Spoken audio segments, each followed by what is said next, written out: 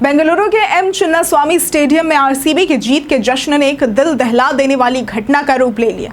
जहां जश्न का माहौल होना चाहिए था, वहां भगदड़ मच गई। अफरा तफरी में 11 लोगों की जानें चली गई और 47 से भी ज्यादा लोग घायल हो गए। ये घटना न सिर्फ पूरे कर्नाटक को झकझोर गई, बल्कि अब इस पर जमकर सियासत भी शुरू हो गई है। आरसीबी की जीत के बाद बेंगलुरु में आयोजित एक सार्वजनिक कार्यक्रम में लाखों की भीड़ उमड़ी थी। भीड़ पर काबू पाने में पुलिस और प्रशासन नाकाम रहा, जिससे भगदड़ जैसी भयावह स्थिति पैदा हो गई। इस घटना को लेकर अब बीजेपी और कांग्रेस आमने सामने है। अब भाजपा ने इस पूरी घटना के लिए राज्य सरकार को जिम्मेदार ठहराया है। पार्टी ने मुख्यमंत्री सिद्धारमैया, उप मुख्यमंत्री डी.के. शिवकुमार और गृह मंत्री जी. परमेश्वर से इस्तीफे की मांग कर दी है। भाजपा का यह कहना है कि सरकार की लापरवाही और प्रशासनिक विफलता के कारण ही इतने लोगों की जानें चली गई हैं। बीजेपी नेताओं का यह आरोप है कि सरकार को पहले से चेतावनी दी गई थी कि स्टेडियम में बड़ी भीड़ इकट्ठा हो सकती है, लेकिन इसके बावजूद कोई भी पुख्ता इंतजामात नहीं किए गए। वहीं कांग्रेस ने इन आरोपों को पूरी तरह से राजनीतिक बता दिया है। कांग्रेस अध्यक्ष मल्लिकार्जुन खड़गे ने भाजपा पर पलटवार करते हुए कहा, क्या कुंभ मेले के दौरान भगदड़ में मौतें हुई थी तब किसी ने इस्तीफा दिया था? क्या कोविड के दौरान जब लाशें बहती थी तब योगी आदित्यनाथ ने इस्तीफा दिया था? खड़गे ने कहा कि ऐसी घटनाएं दुखद जरूर है, लेकिन वे दुर्घटनाएं होती हैं, साजिश नहीं।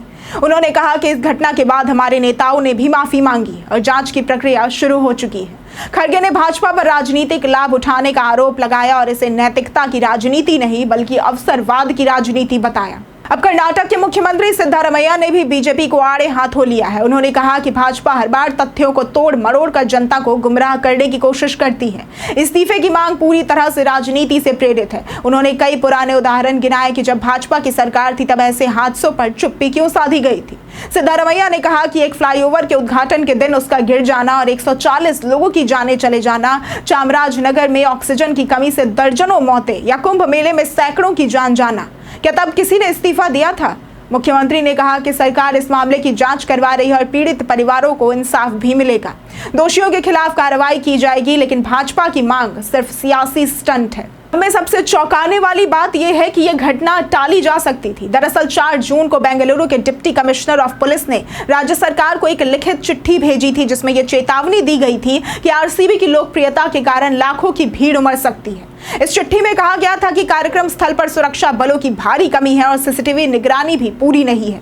उन्होंने साफ तौर पर सलाह दी थी कि सार्वजनिक प्रवेश पास रद्द कर दिए जाए ताकि भीड़ को नियंत्रित किया जा सके, लेकिन इस चेतावनी पर कोई भी ठोस कदम नहीं उठाया गया।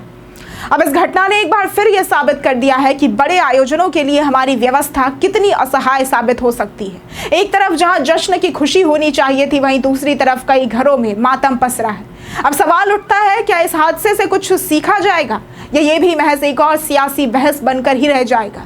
इस हादसे की निष्पक्ष जांच और दोषियों पर सख्त कार्रवाई होनी चाहिए, चाहे वो कोई भी हो। और सबसे जरूरी कि पीड़ित परिवारों को न सिर्फ मुआवजा बल्कि न्याय भी मिलना चाहिए।